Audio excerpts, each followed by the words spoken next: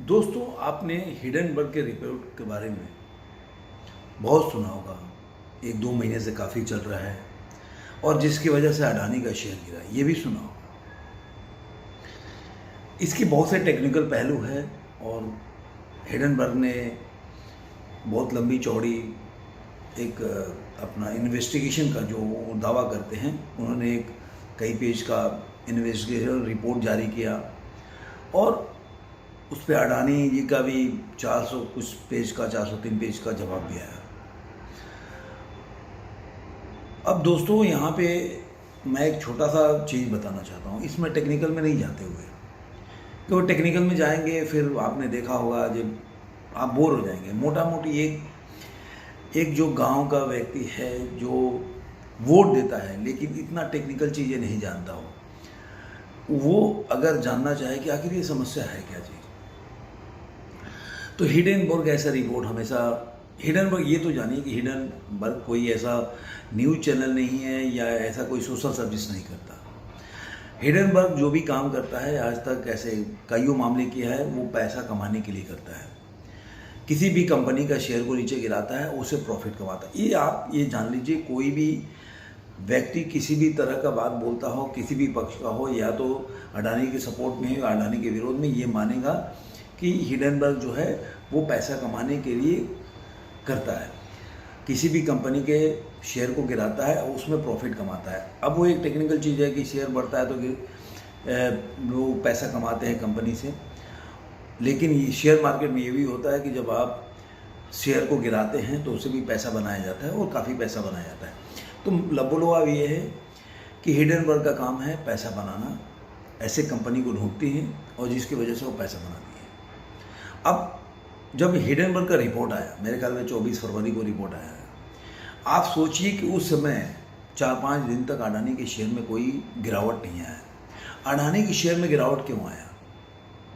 क्योंकि जब Credit Suisse bank है, आपने सुना होगा कि मतलब देश का जो भी काला पैसा होता है, ये आज से नहीं, 90s के दौर से, जब राजीव गांधी प्रधानमंत्री थे, कि उस समय से बोफोर्स का पैसा कहाँ जा रहा है। जब बीपी सिंह ने बोला था तो ये स्विट्जरलैंड के स्विस अकाउंट में जाता है, हर लोगों ने बोला है।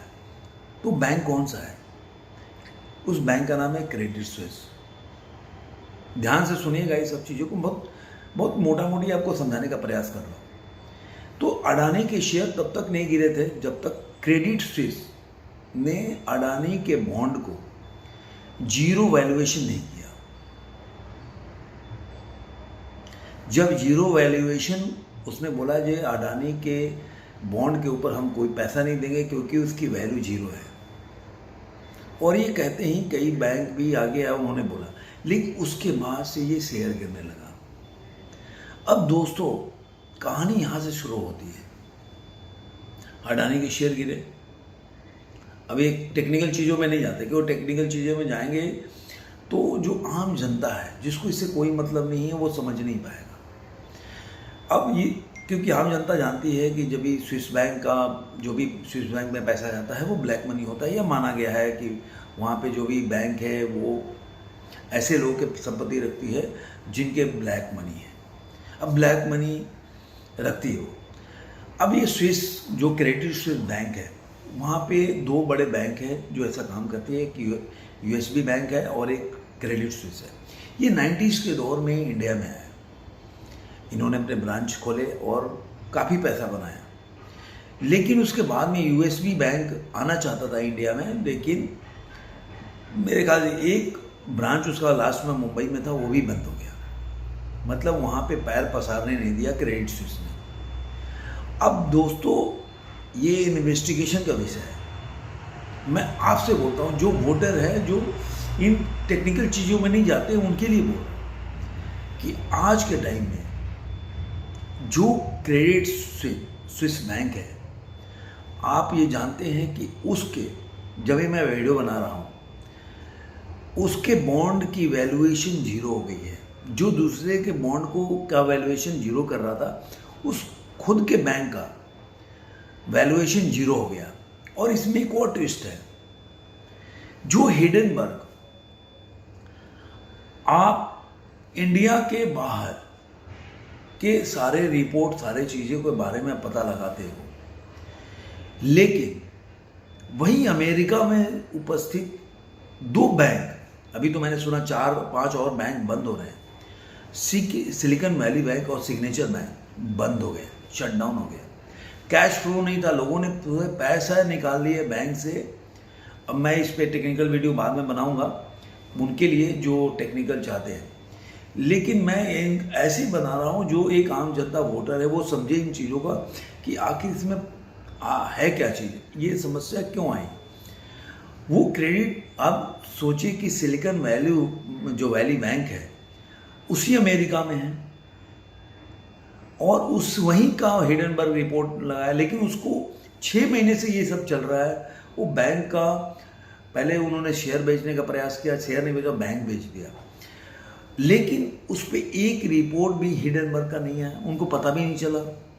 आपको अडानी के बारे में पता है, जैसे कि आप मान लीजिए कि आपके घर में कोई फूट हो रहा है, उसको आपको पता नहीं है, लेकिन आपसे 100 किलोमीटर दूर पे कोई घर में, किसी के घर में कोई घटनाएं चल रही है, लड़ाई झगड़ा चल रहा है, वो आपको पता है। ये ऐसा ही मामला है। तो हिडनबर्ग को अपने देश में होने वाली ये वित्तीय जो बहुत बड़ा स्कैम है या जो चाहिए ये घटनाएं घट रही है उसके बारे में उसको कोई पता नहीं है, लेकिन भारत के बारे में पता है। अब दोस्तों ये आपको सोचना है कि इसके पीछे क्या है। मैं तो आपको घटनाएं बता रहा हूँ जो हुआ, और सेम हुआ।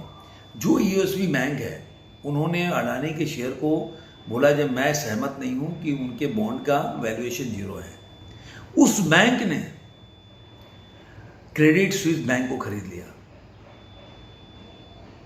आप सोचिए, जो व्यक्ति ये दावा कर रहा था कि अडानी के शेयर बॉन्ड के वैल्यूएशन 0 है, उसी का पूरा बॉन्ड की कीमत 0 हो गया और वो बिक भी गई। यूएसबी बैंक को खरीदा जिसको उन्होंने इंडिया में पैर पसारने नहीं दिया।